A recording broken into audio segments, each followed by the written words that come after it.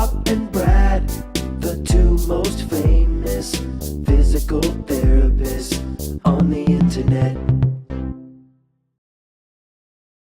Hi folks, I'm Bob Shaw, physical therapist. Brad Heineck, physical We're the therapist. most famous physical therapists on the internet. In our opinion, of course, Bob. Today we're going to talk about how to use a TENS unit with upper back pain, and we're going to show you correct pad placement. At the end of the video, as a teaser, we're going to actually show you an exercise to do for upper back pain that we have found to be quite successful. Actually, a lot of people have used it. And that's what we're going to use this for. Right. Something you can do at home very easily. Yeah. And stuff you can find at home. Oh, right. So, nope. we're going to start off by, we want to show how to use a TENS unit. What we're going to actually do, Brad and I have experimented with like dozens of units. We've been sent a lot of units and we've tried them. We've been around for 25, 30 years. Yeah. So They've all been good. They've all been powerful. Some of them have really poor instructions. In fact, I really couldn't follow them. So what we did after a while, we decided we're going to go ahead and endorse one brand because we felt comfortable with them. They're FDA certified, they're compact, they're powerful, and they have really good instructions. So we're going to endorse the iRelieve brand. We have a link below. We also demonstrate step-by-step how to use 3 of their different units. Mm-hmm. They have the 1313, which is on their lower end. It's not rechargeable, but it's a good unit. Yep. Then they have the higher end, which is actually wireless, and that's the 5050. Right. And then in the in-between, the one we kind of like the most is the 8080, to be honest with you. This one. Yeah. Right. Just nice and compact. Does have wires. So if you go to bobandbrad.com, go to our website, go to the program section, go to the TENS section under the programs, look for the videos on 1313, 5050, 8080. And each video comes with what, Brad? A PDF printout. Yeah. So you can refer to it, watch your video, go back, refer to it, and all of them on this program section have that. Yeah. So this video you're watching today, if you go there, you can print out the suggestions we're making for where to put the pads for your upper back. Now, since none of you want to see Brad or I with our shirt off, we have asked our cameraman, Mike, to come out and serve as our subject for applying pads. He volunteered, right? He volunteered after we forced him. Well, yeah. We coerced him. We didn't put a mic on him either because we don't want to hear his comments, do we? Mike with no mic. So he's going to show us first his shirt. He's so proud of it, a SpongeBob shirt. He's a big fan. There it is. Wonderful. And Mike luckily does not have a hairy back. If you do have a hairy back, you might want to shave it because the hair can interfere with the pads. So if you have the gorilla back, you may have to shave it off. Yeah, it really is necessary, unfortunately. Same with the oils in your skin can actually be affected by, can affect the pads, and you may want to use some soap and water to clean Right. They won't stick as well, and the life of them will be dramatically shortened if you do not wash very well. So we have 4 pads, comes with each unit. It comes with 2 pads, or you can call them electrodes, per channel. So we got 2 channels. We've got 2 leads or wires, you can call them. Each wire or lead splits off, and they call them pigtails. And each one goes to a pad. We have these color-coded. They're typically black when you pull them out. Sometimes they're white, but they're not yellow and green. That's just so you can see one channel from the other as we demonstrate. Yeah, so channel 1 is yellow and channel 2 is green. Yep. So we're going to first start talking about, let's say you have upper back pain that is one-sided. Let's say just on one side. So kind of a smaller area. Right there. So you're going to probably just use 1 channel and 2 pads. You don't need to use all 4 for that. Right. So Brad's going to show you some suggestions. All right, so I'm going to take them off the little plastic sheath they have. Make sure you keep them on there when they're not on the skin. Keeps them clean. And I'm going to put this right over the top of that pain. Let's see, Mike says right there it hurts. So we'll put 1 there. Again, these will be connected to what we should say right at the outset here is that this is an experiment.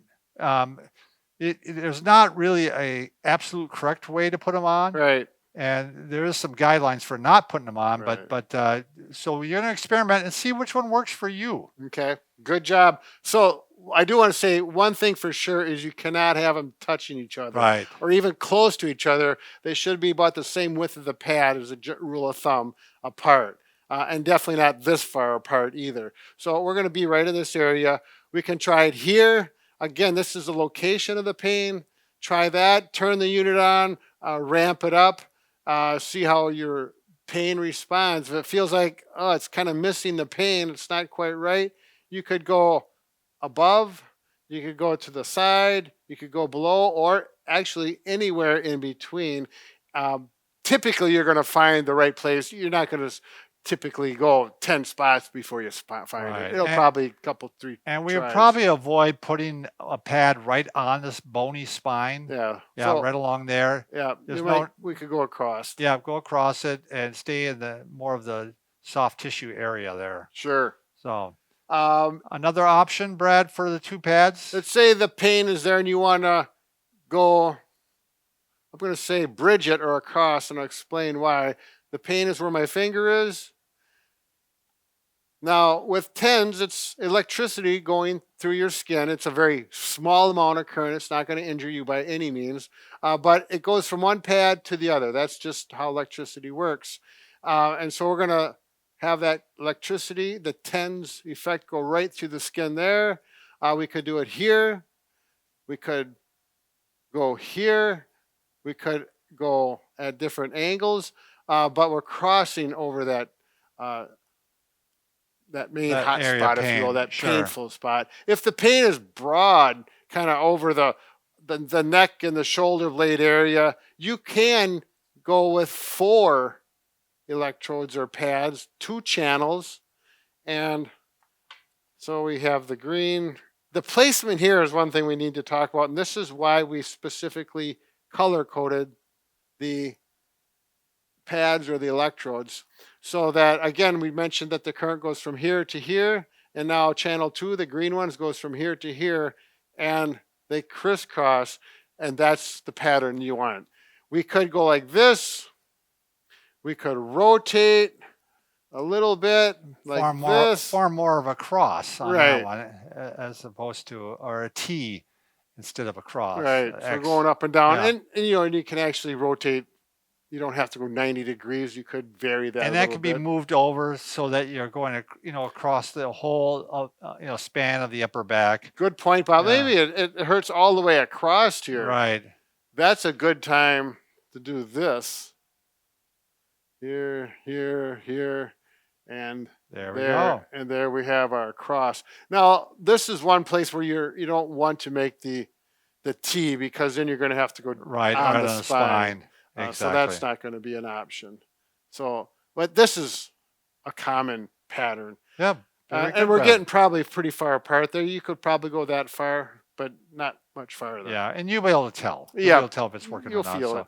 All right. Well, thank you, Mike. And we're going to show our exercise real quick now. Oh, as to yes. what you can do along with this. So quite often, what we have found with people that have upper back pain is generally they do tend to be rounded out in this area here. They tend to be, it's not uncommon at all for them to be kind of have the forward head.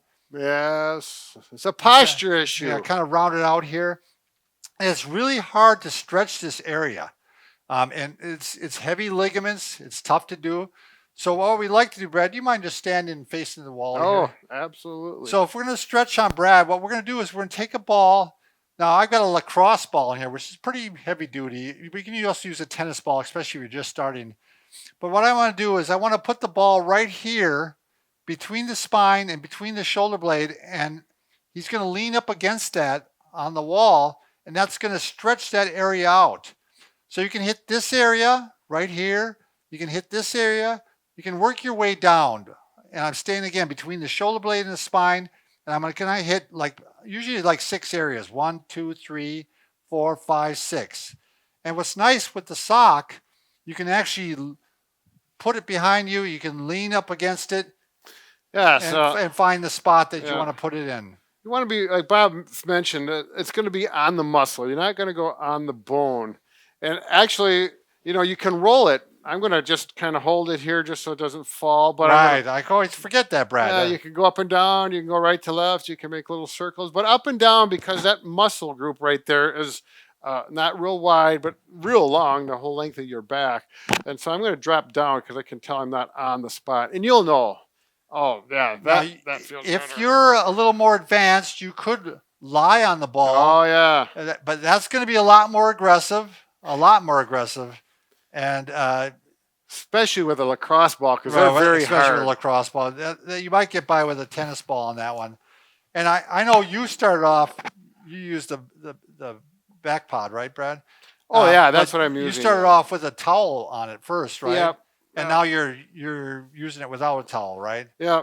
So it's something you, after a while, you get accustomed to and you're able to tolerate it. And you're not gonna if you do it on your bed, it sinks into the bed. The ball does, and Right. it's not as aggressive. And then if you go to the carpeted floor, there's a big difference Right. between that. The bed, I don't think it would work. Really not. You're going to sink No. too much. Yeah, So. and you'll know.